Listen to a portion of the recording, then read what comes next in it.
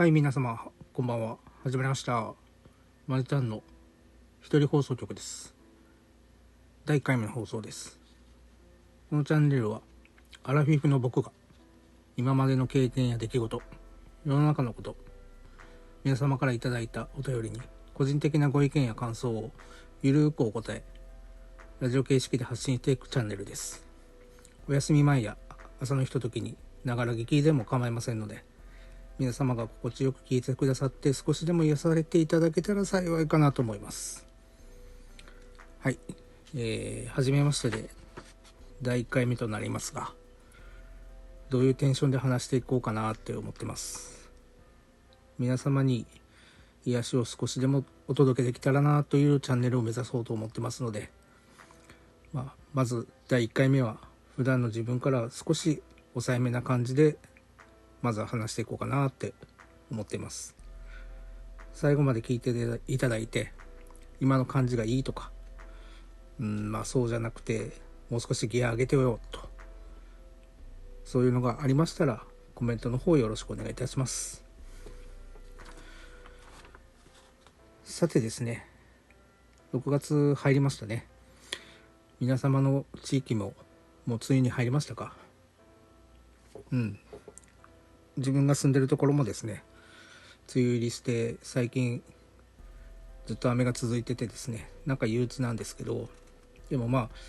今の時期のしとしとと降る雨なんかは嫌いじゃないです。私は今のこの時期だから楽しめる雨だなっても思います。そしてですね、今は昨今の物価高騰だったり、いろんな資材不足とかでですね、生活が大変ですよね。何にするにしても価格が上がって、これからどうやって生活していくか、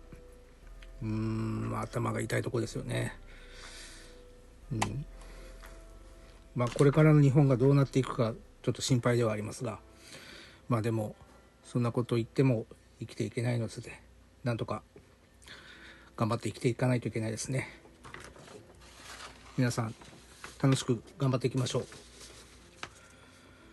それでは今日のお便りをご紹介いたします。初めましてで、一発目くれた、ラジオネーム真夜中のフォグライトさん、50代男性からです。じゃあお便り読ませていただきます。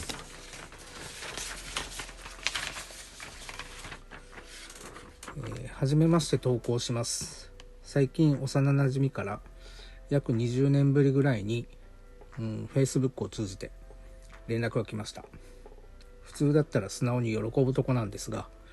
実は当時その幼なじみにお金を貸したことが数回あり、半分くらいは返してもらえたのですが、半分は戻らないまま時間が過ぎました。やり取りをする中で、明らかにその幼なじみはお金を私から借りていることを1ミリも覚えてないようです。貸した金はいつでも覚えているけど、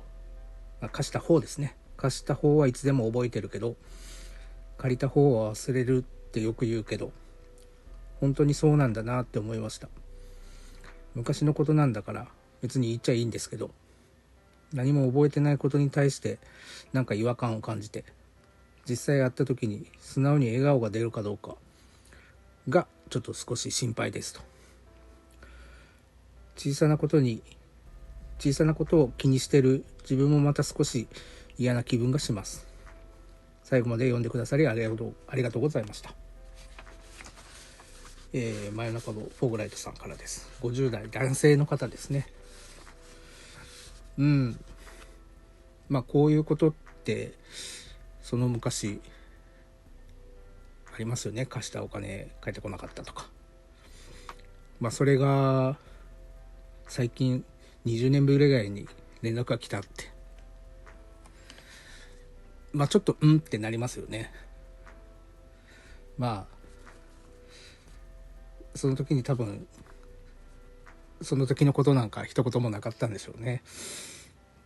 わかりますよね。久しぶりに会ってなんか自分もその経験があります。友人にお金が返ってこなかったって。でもなんでしょうね、お金の貸し借りっていうのはやっぱり借りたものは返すっていうのがまあ当たり前なんでしょうけど、まあ自分をこう言い聞かせるためにまあよく言われるのが、貸したって思わないでやったって思えってよく言われるのかなと思うんですけど、でもやっぱり相手からそのことがこう何も感じられずに普通に接してこられたら、貸した方はやっぱりちょっとどこかに残ってますよね。その時のなんかまあ人間関係っていうのはすごい難しいなってよく思いますけど、それがまた幼なじみ、それで久しぶりかかってきたってなると、まあちょっとやっぱり引っかかるところはありますよね。まあ当時の楽しかった思い出とかあっていっぱい話したいこともあるでしょうから、でもそこが引っかかって楽しめないってこともあるのかもしれないですね。だからまあ昔からの友達って生きていく上でだんだん精査されていって、まあ時を経てずっとつながってる友達もいるし、離れていく友達もいますよね。自分から離れることもあるでしょうし、まあ今回の真夜中のフォグライトさんみたいに友達が自分の中の存在からは消えてて、まあ何年も違う世界を過ごしてきて、ふとこんなやって連絡が来ることがありますよね。まあそれがいいとか悪いとか、まあいいですよね。でも幼なじみから久しぶりに連絡が来たって。ただまあ何かしらのですね、まあ理由が当時あって、今回みたいに関係が疎遠になってて、まあ原因は何かわからないですけど、まあ就職先が違ったとか、まあいろいろなんかその時の理由があると思うんですよ。でまあ何かしらの当時の理由があって関係が疎遠になって離れてるわけですから、まあこちらが会いたかった人で久しぶりの再会を楽しむことができるのであればいいのかなって思うんですけど、まあ、逆にそう思ってなかった人であれば今更距離を詰めなくてもいいでしょうし、まあただ当時の印象から、まあ、今は変わってることもあるので、まあ会ってみないとわからないですが、やっぱりこう時を経てももう変わらないのかもしれないですし、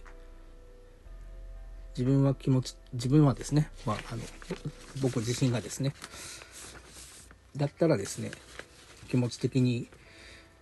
まあよっぽどでなければ会ってみて、その時楽しかったって思えたらよしかなっても思います。まあ、真夜中のフォグライトさんも当時の気持ちがどこかに蘇って嫌だなって思っちゃってるって言われてましたが、まあ格好は過去とも思います。まあ、相手が久しぶりに連絡してきてその当時のことを言ってくれなくてこっちが引っかかるのであれば、これからも関係が深くなることはないですし、今がその方と楽しめるって思えたらこれから続く関係にもなるきっかけになるのかなと、そうとも思います。ただやっぱりどこかで一言言ってもらえるとすっきりするんですけどね。まあここですよね。まあそれに尽きると思います。はい。真夜中のフォーグライトさん、お便りありがとうございました。ここまで聞いてくださって本当にありがとうございました。まあこんな感じでですね、お便りをゆるく紹介していって、ちょっと自分が思ったところとか、少しご意見思ったことを言えたらいいなと思います。次回もゆるーく発信していきたいと思いますので、よろしくお願いいたします。このチャンネルでは皆様からのお便りをお待ちしております。概要欄にお便り先のフォーマットを貼っておきますので、そちらよりお便りをお送りください。それとこのチャンネルがいいなって、少しでも思ってくださったら、チャンネル登録、ベルボタン、高評価、よかったらお願いいたします。あとコメントの方もお待ちしております。それでは皆様、明日もいい日だ。ありがとうございました。バイバイ。